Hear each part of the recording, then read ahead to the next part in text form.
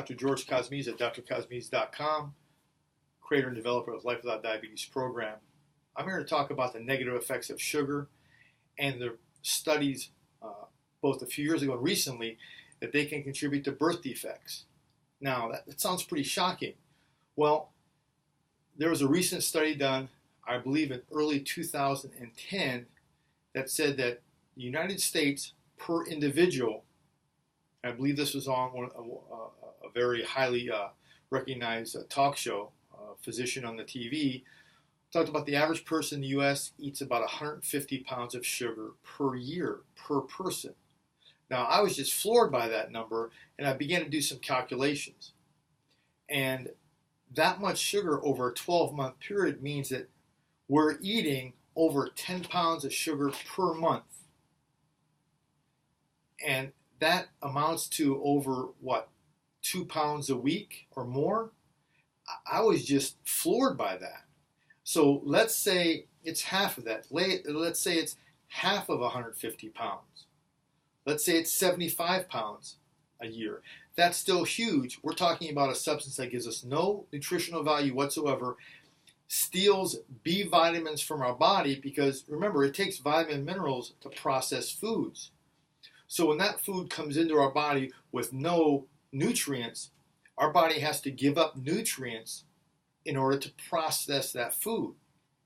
So it will leave us deficient in that nutrient if we're not supplementing. And what I find is people that are nutritionally conscious don't eat that much sugar and they're supplementing. So when they do eat some sugar, they win the game of deficiency.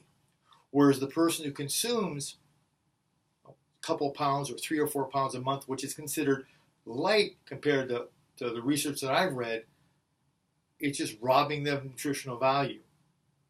So birth defects are linked to that. Spina bifida is a birth defect where the cord begins to grow outside of the spinal cord.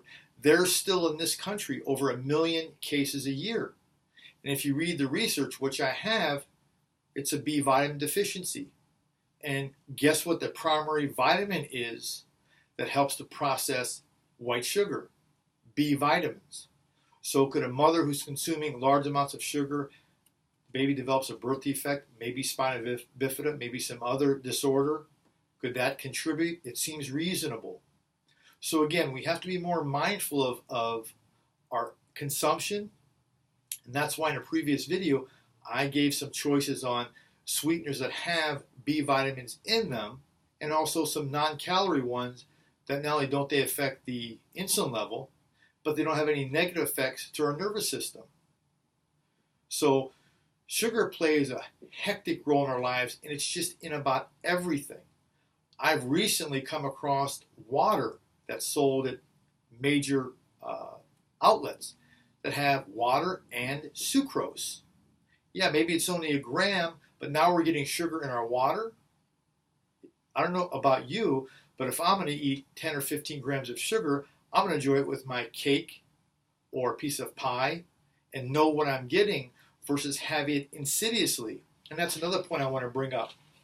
In this report, and this highly publicized doctor on the daytime talk show said that this sugar, this 150 pounds per year that he was talking about, he said it's insidious. Insidious means that we're getting it from no known source. It's an unknown coming into our bodies. So if we're getting that amount of sugar in our body insidiously, what are we putting in intentionally? And the numbers can just be mind-boggling. There's no method that makes sense to me how that can manifest in not having health problems. And birth defects appears to be one of them. There's more and more peer-reviewed research coming out now that's pointing to sugar levels and birth defects. And again, not just spina bifida. So I hope this was helpful. I'm here to give you factual information and get you thinking and get you digging and looking at things. If you're a new mother or you're recently pregnant, or if you just want to begin to curtail your weight gain or get healthier, sugar is the main element. We need to first understand how much we're taking in and how best to control it reasonably. Hope you found this video helpful.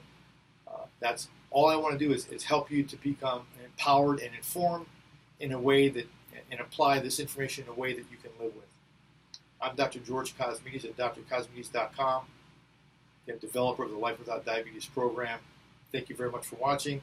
I'll talk to you again real soon. Bye-bye.